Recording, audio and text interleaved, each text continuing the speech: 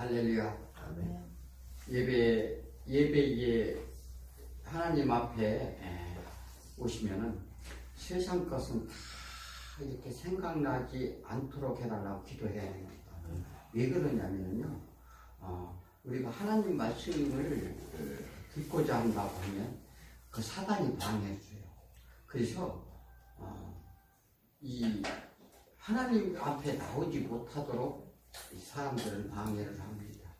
그러므로 예배를 집중할 수 있게 해달라고, 하나님 말씀의 뜻을 깨닫게 하고 말씀이 들리게 해달라고 우리는 이렇게 예배를 나오면 그래서 찬양을 준비하고, 그래서 우리의 심령을 하나님 앞에 갈 수 있도록 하기 위해서 우리는 이렇게 예배를 준비를 하는 것입니다. 그래서 예배를 드릴 때는 핸드폰이나 이런 거 보지 마세요. 그런 걸 보면 우리가 정신이 빼앗깁니다. 그것은 사단이 이제 주는 생각이므로 예배에 오늘 이 시간 집중하는 시간이 되길 소원합니다. 자, 오늘 말씀은 부르심의 목적이라는 제목을 가지고 은혜를 나누기로 원합니다. 오늘 이 말씀은 수많은 설교도 듣고 또 우리가 많이 듣는 말씀이기도 합니다. 그런데 지금 성경에서 예수 그리스도께서 오신 목적과 또 제자들을 부르시는 목적이 무엇인지에 대하여 오늘은 이제 말씀을 나누고자 합니다. 예수님께서는 성령으로 잉태하셨다고 했어요. 성령으로 잉태하시고 12살 때 성전에 올라가서 구약 선지자 말씀을 달달달달 말씀을 전파하셨어요. 그러니까 예수님이 무슨 성경 말씀을 공부를 받아서 그렇게 한 게 아니에요. 예수님은 하나님의 기름 부으신 자, 창세기 3장 15절에서부터 예수 그리스도가 오신다고 하는 것을 다 예시를 했어요. 성경은 그걸 얘기하는 거예요. 그리고 세례 요한을 통해서 메시지를 전달하는데 이제 메시아가 지금 오신다. 그렇게 하고 성령 세례를 받으면서 하나님께서 이는 내 사랑하는 아들이니 그의 말을 들으라. 누구 말을 들으라고요? 그의 말을, 예수 그리스도의 말을 들으라. 그래서 그렇게 성령 세례를 받고 성령의 충만함을 입어서 광야에 가서 사단에게 시험을 받는다. 이것은 무엇을 의미하느냐면 이 사단이 이 세상의 공중 권세를 잡고 있어서 그 안에 모든 자들이 우리가 그 안에 있음으로 인해서 그렇게 예수 그리스도가 시험을 하듯이 우리에게 그러한 것을 사단이 그 권세 아래 놓여 있음을 보여줍니다. 또 그리고 나사렛이라는 동네, 갈릴리라는 지역에 가서 그 선지자가 예언했듯이 그곳에 예수 그리스도가 사역을 시작을 하게 되는데 거기에서 누구요? 선지자의 예언에 또 맞춰서 하나님이 계획하신 뜻에 따라서 그곳에서 제자들을 만나게, 제자들을 모으는 장면을 예수님이 보여준다고 말씀을 드렸습니다. 그런데 그렇게 해서 또 예수님께서는 고향에 가서 가족, 친척, 형제, 친척, 자매들이 예수 그리스도를 인정하지 않는 모습을 보여줌으로 인해서 유대, 이스라엘 민족이 예수 그리스도를 배척하리라는 걸 미리 보여주는 거예요. 지금 왜냐하면 사람들은요 이렇게 가까운 사람이 하는 말을 어떻게 잘 듣질 않아요. 그게 큰 문제거든요. 그러니까 왜 그러냐면 어떤 분이 훌륭한 사람, 사실 그 사람하고 사는 사람들은 또 어떨까요? 똑같아요. 그래서 우리는 뭐를 하는 거예요? 우리 인간은 누가 한 사람도 의로운 자는 없다는 것입니다. 그러므로 의로운 자는 없음으로 인해서 어떻게 해요? 하나님 오직 예수 그리스도만이 의로운 자라는 것을 우리는 깨달아야 될 줄 믿습니다. 자, 그러므로 이렇게 예언대로 공생애를 시작한 예수님은 제자들을 부르시기 전에 예수님의 정체성을 먼저 알린다고 말씀하셨어요. 예수 그리스도 예수가 누구인지. 그래서 사람들이 입으로 고백하지 않고 누가 고백해? 귀신들의 입을 통해서, 귀신 들린 자의 입을 통해서 하나님이 아들이심을 증거하도록 합니다. 또한 사역의 감당을 위해 온 동네 가족들에게 예수의 제자로서의 따를 수 있도록 베드로 장모의 치료를 통해서 이미 그 부르심의 사명을 감당할 수 있도록 이 예수님이 조치를 취하죠. 그래서 입이 개혁되어지고 준비된 일임을 이제 깨닫게 하는데, 예수님이 자기 뜻대로가 아니고 하나님이 뜻하신 대로 일하심을 볼 수가 있어요. 어떻게 해요? 신앙생활 어떨까요? 우리가 어떻게 신앙생활을 하나요? 자, 예수님께서는 하나님이 이미 예정하시고 계획한 일대로 일을 하시는 거예요. 그 말씀대로만 순종하신다고요. 그러면 우리는 어떻게 해야 되겠어요? 하나님 말씀대로 순종하는 삶을 살아야 되겠어요. 그렇지 않으면 내 뜻, 내 생각대로 살아야 되겠나요? 그래서 예수님이 그런 많은 증거, 이 말씀을 해당해서 말씀을 하실 때마다 나는 하나님이 하신 말씀대로 증거를 한다. 사도 바울도 그 얘기를 했어요. 무슨 얘기? 나는 오직 어떻게 해요? 하나님이 주신 말씀만 증거한다. 우리가요, 세상 가운데 인간적으로 무엇을 이렇게 하면 잘 살 수 있습니다. 잘 먹을 수 있습니다. 이런 얘기하는 게 아닙니다. 왜냐하면 우리 예수 그리스도께는 이 땅에 오셔서 우리에게 정말 이 세상의 공중권세에 잡혀서 우리가 고난을 겪고 있는 우리에게 특별히 우리를 구별해서 불러주시고 하나님의 나라의 법을 가르치려고 하는 것이에요. 그래서 우리는 이 땅에 사는 동안 어떻게 해요? 그 하나님이 원하시는 뜻을 우리는 배우는 거예요. 그런 과정 속에 우리는 신앙생활을 하는 것입니다. 자, 그러므로 예수님의 구원의 여정 가운데 지금 어떻게 할 것인가? 그래서 그런 일을 행하심의 목적과 대상을 누구인가를 보여주는데, 그래서 베드로와 안드레와 요한과 야고보와 또 빌립과 나다나엘을 이 나사렛이라는 동네에서 만나서 그들을 이제 제자로 삼고자 합니다. 그래서 이들이 더 확실한 예수의 정체성을 위해서 귀신도 쫓고 고기를 잡게 하고 나병 환자를 고치고 중풍병자를 고치고 안식일 얘기까지 갑니다. 이게 무슨 얘기냐면 이 귀신을 쫓는다는 건 예수 그리스도의 정체성을 알려주는 거예요. 두 번째로 고기를 잡게 한다는 것은 부르심의 목적을 얘기하는 것입니다.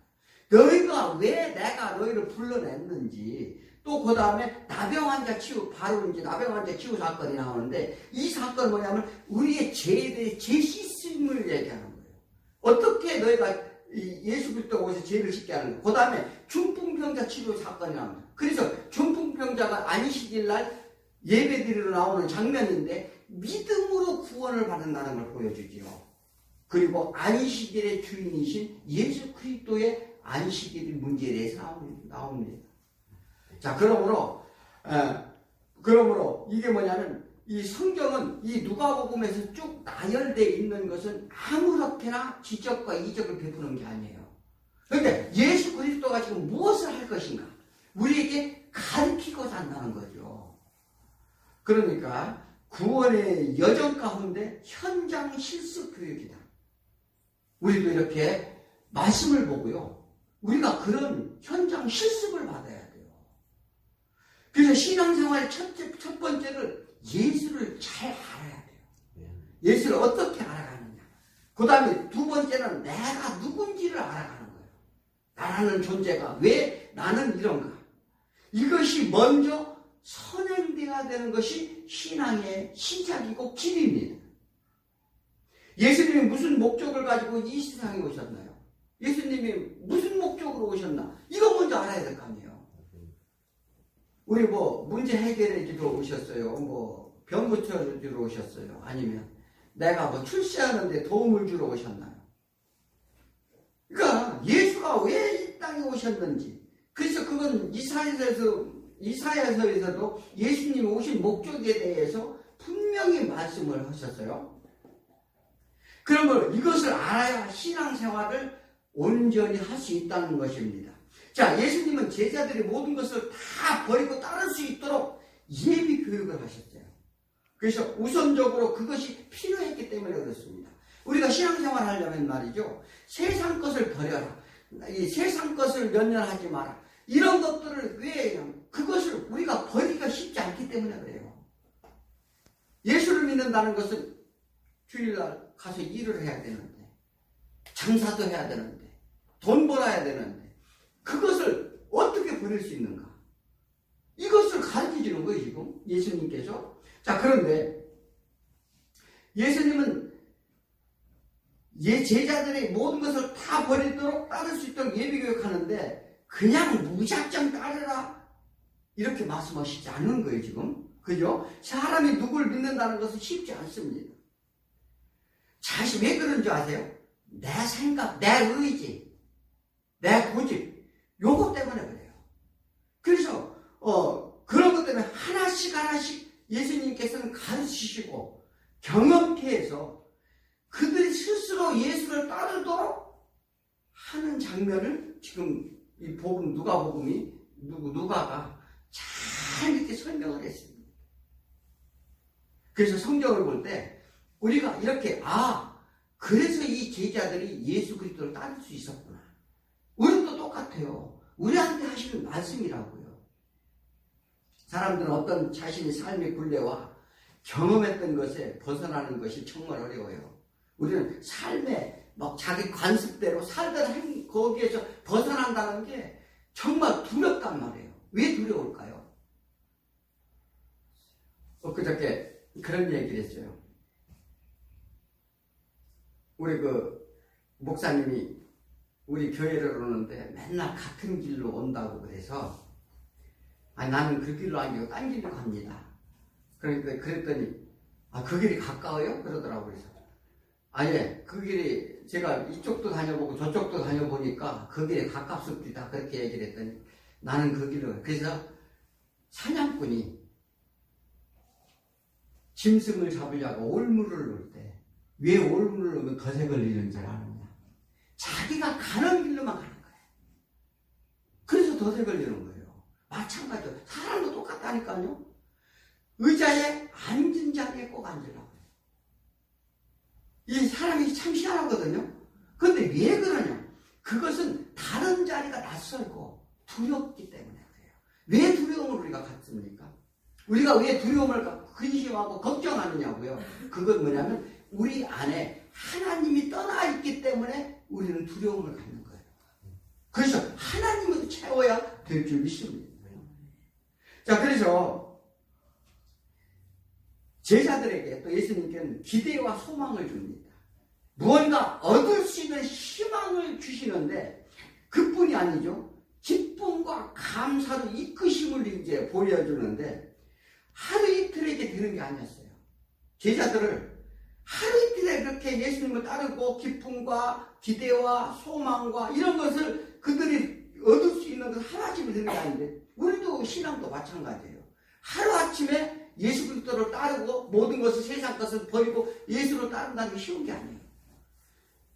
또 내가 기쁨으로 이 교회에 나와서 헌신하고 봉사하고 막 이 영혼을 위해서 기도하고 이렇게 하는 게 쉬운 게 아니에요. 그 정도 될 때까지는 많은 시간이 소요된다고 이렇게 볼 수 있습니다. 예수님은 이적을 펼치실 때마다 뚜렷한 목적이 있어요. 병자를 고친다든지 나병한 자, 문둥병, 아까 말씀드렸죠. 그 의미가 다 있어요.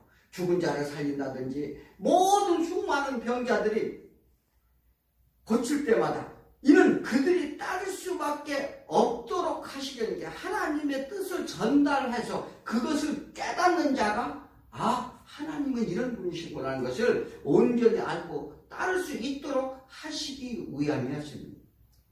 제자들은 특별히 교육과 양육을 통해 했어요. 또 예수를 증거하는 증인으로 채우기 위함이었고 그들에게 복음의 사명을 주시기 위한 철저한 계획과 배려가 있었음을 볼 수가 있습니다.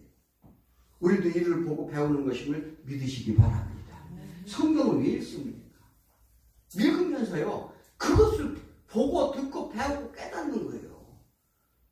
그래서 먹고 그것을 위하지 말고 어떻게 해요? 표적의 의미를 깨달으라 이렇게 말합니다. 예수는 구세주시오, 그리스도시오, 하나님의 아들이라는 것과 또한 무엇 때문에 어떤 사역을 하시는지도 우리는 성경을 통해서 알아야 될 줄 믿습니다. 또한 제자들에게 교육하는 것은 예수님의 사역과 또 성령님의 사역과 하나님의 계획한 뜻이 내포되어 있어요. 그 세 분이 연합으로 지금 이 사역을 하고 있음을 성경에서 우리는 눈으로 보고 어떻게 해요? 깨달아야 될 줄 믿습니다.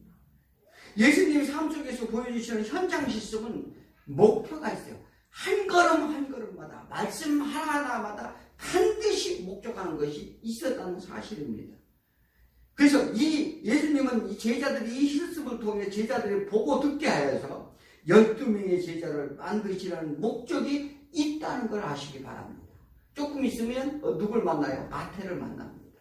다 의미적인 만남이 있었습니다. 우리도 그냥 불러낸 게 아니에요. 첫째, 안식일에 관하여 예수님이 말씀하시는데 안식일에 관하여 뭐요?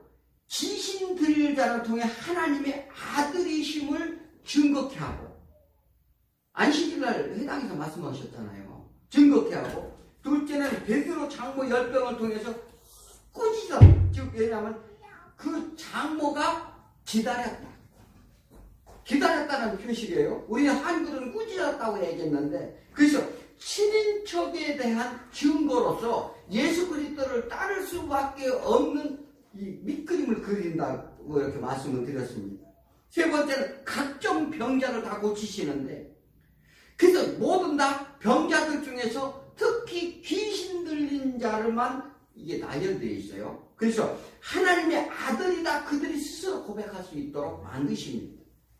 그래서 그들을 꾸짖어 이르되 입 다물라, 아직 내가 때가 아니니. 수많은 사람들이 소문을 듣고 병자를 고치러 왔어요. 고치러 왔는데 5장 후반부에 가면 예수님이 숨으셔요. 왜 숨으실까?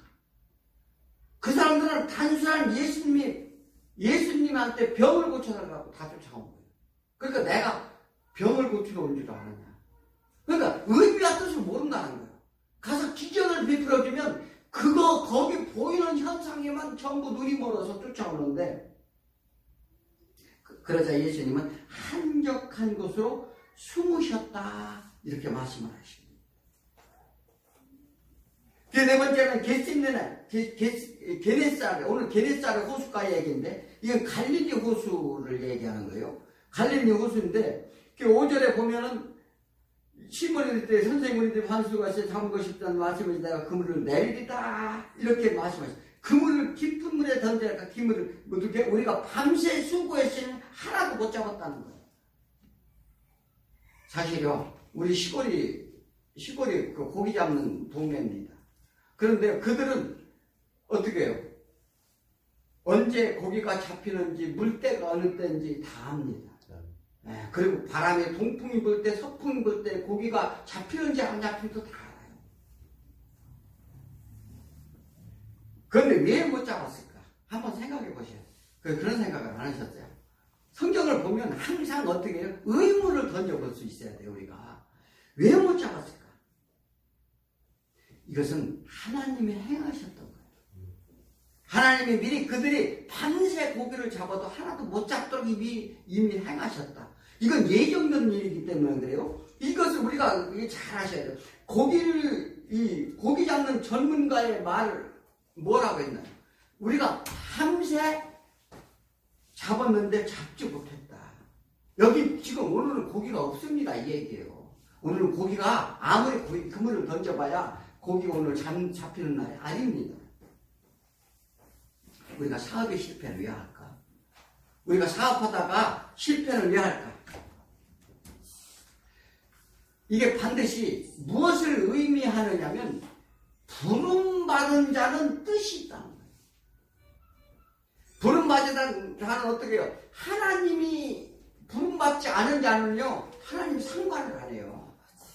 상관을 안 해서 그들이 사업이 잘 되고 실패하고 이런 문제 모든 것들을 하나님이 관여하지 않는데, 부름받은 자는 하나님이 관여한다는 사실을 아시죠.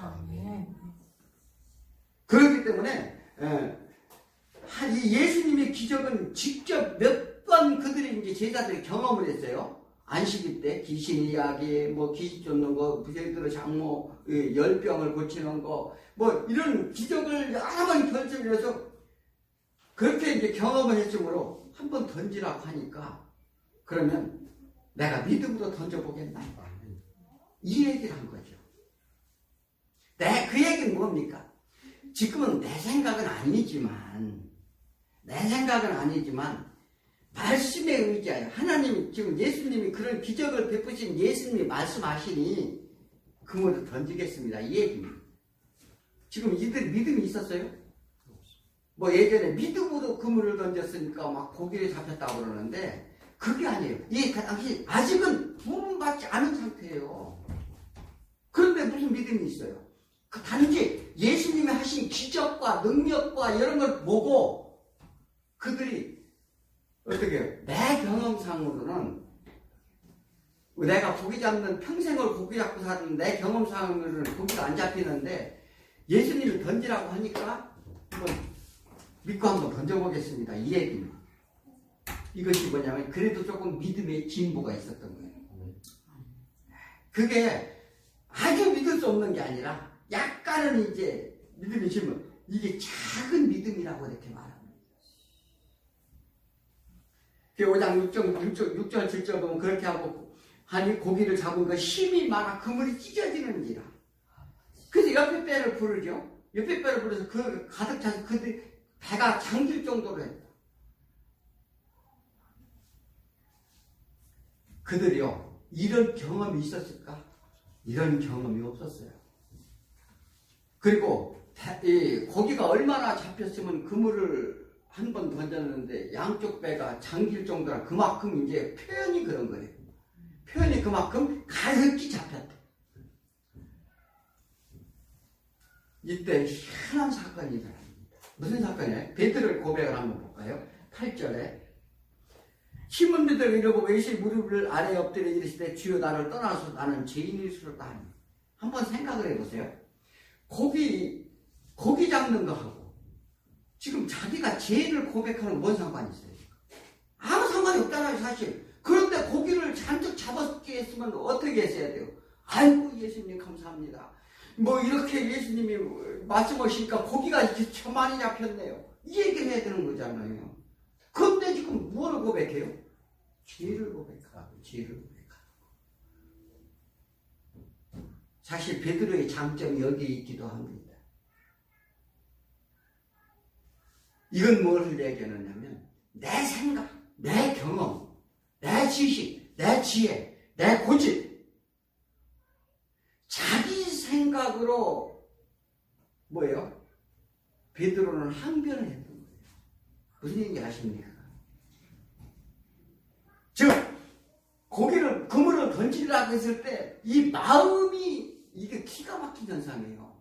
그의 마음은 에헤이 지금 무슨 말씀을 하실까? 내 생각으로는 내 지혜로는 내 경험으로는 내 고집으로 내 모든 것으로는 지금 거기에 맨날 던져봐야 소용이 없는데 예수님이 딱 하신 거예요. 그러니까 그것을 뭐냐면 그런데 딱 그게 던지라고 해서 던졌는데 그물이 그렇게 잡혀오니까 지금 베드로가 깜짝 놀란 거예요. 그 지금 그 동역자인 요한과 안드레도 깜짝 놀랐다고 그러잖아요. 그거 즉각 엎드린 거예요. 즉각 엎드려서 우리는 이래야 될 줄 믿습니다. 한번 생각해 보세요. 아니 지금 베드로가 그 고기가 정말 자기가 그렇게 마음속으로 그렇게 생각하고 있었는데 예수님이 던져라니까 그러니까 그 자리에서 엎드린 거예요. 나는 죄인입니다. 우리가 우리의 생각으로요 이 세상 살아가면 절대 어려워요. 우리는 어떻게 해요? 내 생각과 모든 것들 다 주님 앞에 내려놓으시기 바랍니다. 이게 인간의 본질적인 죄라는 거예요. 우리는 항상 내 고집을 앞세우고 내 경험을 의지하고 살아갑니다. 우리 인간들의 죄의 본질 안에 예수님은 죄에 대하여 고백하도록 하신다는 걸 믿으시기 바랍니다.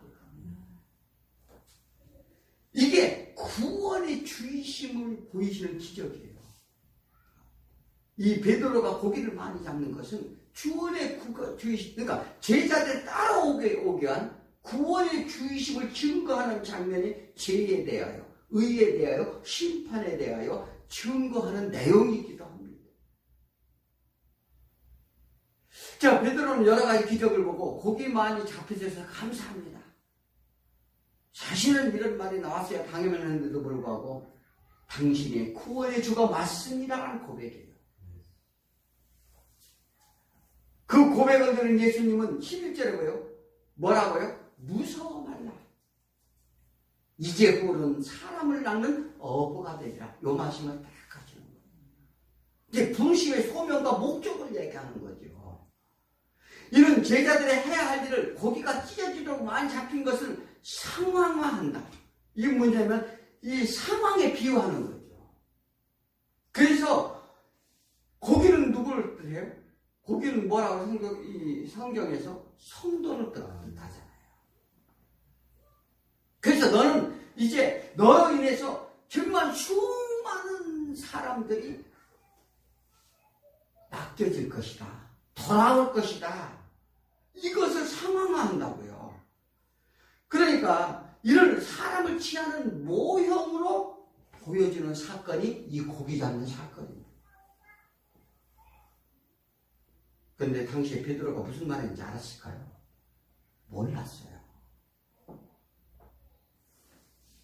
보통 많은 사람들은 어떻게 해요? 고기를 많이 잡은 사건에만 그 고기에만 관심이 있어요. 그러나 예수는 앞으로 그들의 할 일을 예시한 것이라는 걸 우리는 봐야 될 줄 믿습니다. 베드로와 야고보가 안드레는 이 사건 이후 그물과 배를 어떻게 했대요? 버려두고 예수를 따랐다오늘 본문에 말씀했어요. 뭐까지 버렸어요? 지금? 그날 잡은 고기까지 다. 아시겠어요? 아까워라. 그걸 좀 찾으러 갈까요? 우리가 부르신 목적과 그 뜻은 예수님이 그들에게 보여주시는 것인데 우리도 다 마찬가지예요. 우리가 어떻게 과연 그렇게 할 수 있어요? 세상에서 내가 섬기던 우상, 내가 좋아하던 것 이런 걸 버리고 예수님 앞에 나올 수 있느냐고요. 그거를 우리가 그것을 버리지 못하기 때문에 나와서 기도하는 거예요. 예수님한테 의뢰하는 거라고요. 저는 안 됩니다. 부족합니다. 왜 제가 안 됩니까? 이것을요, 예수 앞에 나와서 고백했을 때 예수가 내가 오늘 이제 그 본문의 말씀, 그건 조금 이따 말씀을 드리겠습니다만은 그래서 우리가 신앙생활하는 것은 작은 고기는 물론 모든 것을 다 버리고 따랐다. 누가 어디서? 아담 때부터 하나님께서 말씀하셨어. 너는 지금 아비 집을 떠나서 누구 어떻게 해요? 고향 친척 아비 집을 떠나서 내가 지시한 땅으로 가라. 아담에게 너희가 마음에 네 거는된 땅을 가라. 이렇게 명령하셨다고요. 그러니까 우리의 마음을 다스려야 우리의 모든 생명의 근원은 어디서 난다? 우리의 마음에 있다고 얘기하잖아요. 이게 우리가 부름받았으면 세상 것에 연연하지 말아야 될 줄 믿습니다. 그런 결단이 우리에게 필요함을 우리는 보여주는 장면이에요. 신앙이란 사고전환이 필요합니다. 우리가 생각과 사고전환, 물질이나 세상 관념이나 또 어떻게 해요? 가치관의 변화가 있어야 신앙인들에게는 이것이 필수라는 거예요. 생각이 바뀌어야 돼요. 그래서 세상 것을 붙잡고 연연하면 그만큼 힘들어지는 거예요. 계속 평생을 한번 그렇게 살아봐봐요.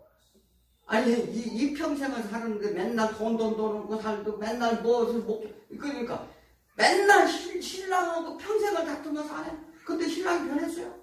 30년을 가도 안 변해요. 소용없어요. 그런데 왜 내가 힘들어하느냐고요. 예수 앞에 나와서 의뢰하시기 바랍니다. 그래야만 해결이 돼요. 내 생각으로는 안 된다니까요. 내 뜻으로는 할 수가 없어요. 그래서 이 예수님께서는 너무나도 우리가 그런 걸 잘 알기 때문에 너희들은 나를 따르라. 내가 너희들의 문제, 병 고치는 아픈 거, 소경 눈 뜨게 하는 거, 그러니까 너희가 이런 고초가 무엇인지 아느냐. 그걸 고쳐주는 거예요. 고침을 받은 것만 우리가 눈에 뜨지 말고 예수님이 왜 그들을 불쌍히 여기고 했는가? 그것을 봐야 되지. 그게 우리예요, 그리. 우리가요, 정신병자고, 우리가 문득병 환자고, 우리가요, 이 뭐냐면, 기머거리요, 소경이라니까요. 예.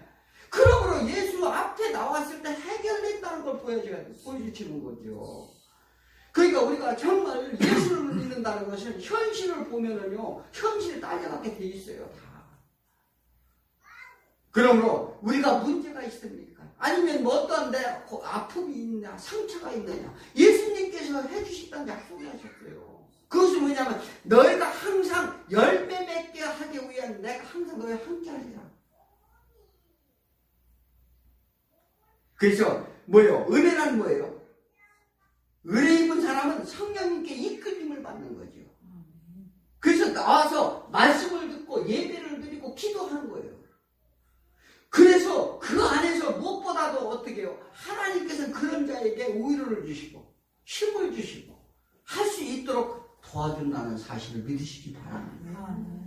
지신을 쫓는 장면, 지신의 고백, 장모님 씨와 함께 자신이 가장 잘한다는 고기자기 제자들은 환경과 삶 속에서 일련의 사건을 통해 보여주심으로 인해서 예수님께 순종할 수 있도록 그들에게 예비 훈련을 시키고 있는 장면을 오늘 본문에 나오는 장면입니다. 자, 우리들 한번 보십시오. 그들에게만 그런 게 아니에요. 그들에게만 그런 게 아니에요. 그런데 한번 생각해 보십시오. 내가 하는 것이 안 돼. 안 되는데 왜 안 되는가? 하나님한테 한 번이라도 의뢰해보고 엎드려서 해보셨느냐 이 말이에요. 그럼 저는 할 수 없는데 하나님께서 내 사업에 그물을 던져주옵소서. 이렇게 해보셨느냐고요. 내 아픔을 하나님께 그물을 그물을 어떻게 해요? 우리가 그물을 건져낼 수가 없는 거예요. 하나님의 은혜가 덮임을 받아야 되는 거죠. 그래야 고기가 잡힌다고요. 그런데 우리에게 이런 것을 똑같이 주시는데 우리는 영적 둔감으로 인식지 못하고 있다는 사실입니다. 사람이 제일 힘든 것 중에 뭐예요? 인간이 이성적 판단이나 가치관을 바꾼다는 거예요. 왜 이성적 그동안에 살아왔던 체험이나 그동안에 했던 내 생각이나 내 지식이나 이런 것들을 가치관을 바꾼다는 것이 하나님의 은혜 아니고는 불가능하다는 사실입니다. 왜요? 예수를 따른다는 것은 내가 가진 것 모두 나눠주고 나를 따르라. 부자 청년에게 왔을 때 그는 근심하고 두려워했어요. 마찬가지예요. 우리는 근심하고 두려워한다니까요. 세상 것을 버리고 예수 앞에 나와서 기도하고 말씀 듣고 이렇게 하라. 그러면 안 될 것 같으니까 두려워하는 거예요. 그건 믿음이 없다는 반증이에요. 그래서 너희가 믿음을 갖는 자에게 구원의 놀라운 은혜와 모든 것을 주겠다는 약속입니다. 인간의 환경의 지배를 받기에 쉽지 않다는 것은 예수님이 더 잘 아셔요. 너희가 있어야 할 것은 내가 다 아느니라. 이렇게 말씀하셨습니다. 그러나 우리가 먼저 해야 될 것이 있는데 첫째, 인간의 죄를 깨닫고 해결해야 되는 거예요.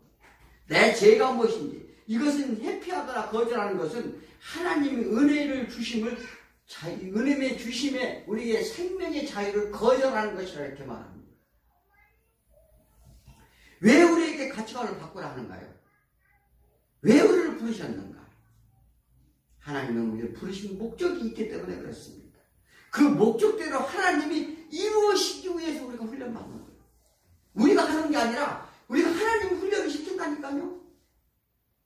야곱이 형 예서를 피해 도망가다 하나님을 만나고 소원했어요. 창세기 28장 22절을 딱 말씀하셨잖아요. 내가 기둥으로 세운 이 돌에 하나님이 집이 될 것이요 하나님 내게 주신 모든 것이 10분의 1을 내가 반드시 드리겠나이다. 하나님이 유한을 얻을 때는 무엇이든 다 할 것 같아요.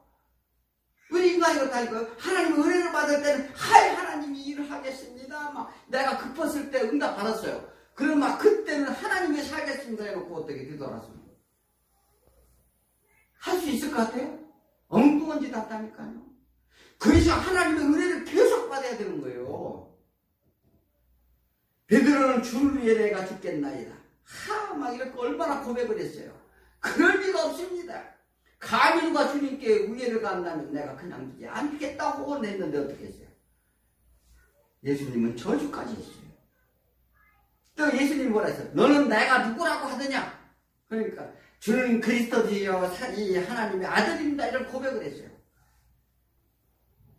그러니까 주여 생명의 말씀이 여기 있사온데 저희가 어디로 가오리까? 이런 막 은혜스러운 말을 하고도 어떻게 해요? 금방 동의를 합니다. 이것이 인간의 연약성이다. 믿음이 좋다고요? 세상 없어도 아무리 믿음이 좋은 사람도요, 예배 멀리하고 이 말씀 멀리하면 방법이 없어요. 그러면 우리는 하나님의 은혜 안에 덮임받지 못하면 안 된다는 사실을 믿으시기 바랍니다. 두 번째는 분신 소명을 받는 것인데, 세상에서 제일 훌륭한 사람을 버릴 것을 버리고 영원한 것을 그 하나를 택하는 사람 같아요. 영원한 것을 택하는 사람. 세상에 대해서 버릴 것을 못 버리면요, 이 영원한 것을 택할 수가 없어요. 하나님은 한 사람 한 사람에게 반드시 맡긴 소명이 있는데, 내 의지, 내 지혜, 내 경험이 아니라 예수님은 제자들을 태초부터 택하심의 목적에 말씀을 하시는 거예요. 우리도 마찬가지입니다. 요한복음 15장 16절에 너희가 나를 택한 것이 아니요 내가 너희를 택하여 세웠나니 이는 너희로 가서 열매 맺게 하고 또 너희를 열매가 항상 있게 하여서 내 이름으로 아버지께 무엇을 구하든 다 받게 하랍니다. 이게 무슨 얘기입니까?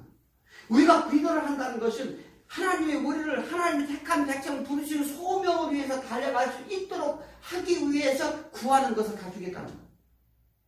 아무거나 구하면 안 돼요. 하나님의 목적하심의 이름에 따라서 우리가 그래서 내가 너에게 구할 모든 것을 다 준다는 얘기에서 내가 열매 맺기 위해서 필요한 모든 것을 다 공급해 주겠다는 약속이에요. 이게 이 말하면 우리가 저 오해하는 부분이 너무나 많죠. 무엇이든 구하니 다 준다 하니까 아무거나 무슨 뭐 구한다고 주는 게 아니고 우리가 생명을 구하는데 필요한 이 하나님이 필요한 것들은 우리가 구하면 주겠다. 환경과 문제 앞에, 기천 앞에 흔들리지 말라 이렇게 말합니다. 예수님은 가장 인정하지 않는 이런 갈릴리, 이런 갈릴리 천한 곳이 시작하여 이미 예정된 것과 세상 흑암 속에 있는 자들에게 빛이 내려오신다. 그래서 무슨 갈릴리에서 선한 것이 나겠느냐? 모두가 그런 시각을 다들 다 가졌지만 그것에서 배우지도 못하고 살라지도 못하고 핍박받고 고난받는 이들에게 그런 제자들이 있었어요.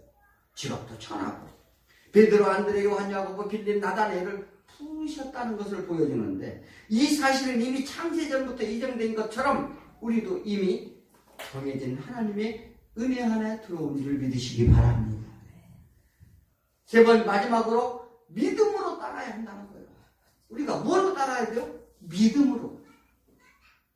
아브라함은 어디로 가는지 알지 못했지만 더 좋은 본향을 사모했기에 믿음으로 순례자의 길을 갔다. 이렇게 말합니다. 예수님은 제자들이 따를 수 있도록 훈련을 시킵니다. 그런데 우리는 어떤 훈련을 그럼 받아야 되겠는가? 이 말씀을 통해서 그들이 받은 훈련을 보고 우리는 깨달아야 될 줄 믿습니다. 그래서 말씀을 상고하는 자 복이 있다 이렇게 말하는 거예요. 그 다음에 그 말씀을 통해서 내가 그 길로 갈 수 있도록 기도하시고, 그래서 예배 동안 하나님을 찬양하고 감사 기쁨으로 달려갈 수 있도록 그 은혜 안에 우리는 진리 가운데 나가야 될 줄 믿습니다. 그 결과로 배와 그물과 고기, 배와 그물과 고기, 이건 세상을 얘기하는 거예요. 세상 것을 버리고 가족, 부모, 형제 그들은 떠났어요. 다 버리고 이것은 이 땅에 매인 것을 얘기하는 거예요. 이 땅에 매인 것을 모두 버려두고 예수를 따르니라. 11절에 그들은 배들의 육길이 되고 모든 것을 다 버려두고 예수를 따르니라. 예수는 아무렇게 따를 수 있는 게 아닙니다. 성경을 보면 아담과 하와, 아브라함과 야곱과 제자들이 얘기했죠. 아담과 하와요, 부모를 떠나 둘이 흡년에 한 몸이 될지라. 그리고 너희 근원된 땅을 갈라 명령하셨고, 아브라함에게 부모 친척 아비집과 고향을 떠나 내가 지시한 땅으로 가라. 야곱에게 뭐라 했어요? 야곱은 하나님께서 강제로 떠나도록 하셨습니다. 강제로 떠나도록 해서 훈련을 받았어요.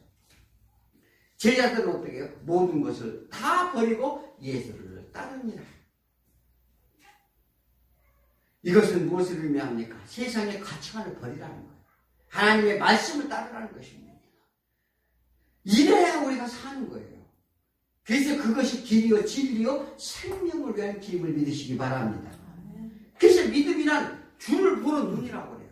예수 그리스도를 보는 눈이요 매달리는 손이요 주를 소유하는 능력이다. 이것은 뭐냐면 우리가 주를 보이는 눈이 열려야 되고 매달리는 능력, 주의 능력 안에 붙잡힘을 받아서 주를 소유하는 능력이라는 것은 주 안에 거하라는 거예요. 영원한 진리는 시대 상황의 환경의 문제에 대해 변하지 않습니다. 진리가 변한다는 건 말도 안 되는 얘기입니다. 왜요? 예수 그리스도는 오직 한 분이시기 때문에 그렇습니다. 각자 믿는 예수가 다르면 안 돼요. 오직 예수는 한 분이시오. 그러므로 그분이 약속한 성령, 지금도 살아계시고 역사하시는 하나님을 보시기 바랍니다. 항상 내가 너희와 함께하리라. 이스라엘 백성을 애굽에서 건너셨던 하나님, 광야의 가운데 동행했던 하나님, 바벨론에서 그들을 다시 나오게 되는 하나님, 그 하나님이 예나 지금이나 항상 같으신 하나님이시라는 것입니다. 지금 내가 요 모양 요꼴 같습니다.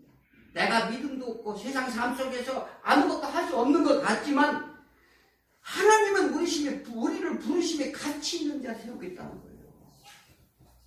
반드시 이끄시겠다는 약속입니다. 그 약속을 오늘 본문에서 보시길 바랍니다. 제자들은 비록 어떤 의미인지 정확히 몰랐지만 예수님을 따라 나섭니다. 우리도 이와 같이 주 앞에 나왔어요. 그리고 나병 환자에게 깨끗함과 죽병 환자에게 제사함을 위해 또 믿음을 주시고 죄인을 부르러오신 예수 그리스도를 통해서 세상의 고난과 고통 속에 진정한 안식이 없는 모든 자들에게 안식일의 주인님을 제자들에게 하나씩 증거하심으로 인해서 12 제자를 세우게 됩니다. 우리도 이와 같이 부름받았어요. 우리도 이와 같이 또 하나님께서 반드시 세우심의 약속을 믿으시기 바랍니다. 그래서 사람을 남는 업으로 부르심을 받았다는 것을 믿고 그 사명을 다하는 저와 여러분에게 축원합니다. 기도합니다. 하나님 아버지 감사합니다.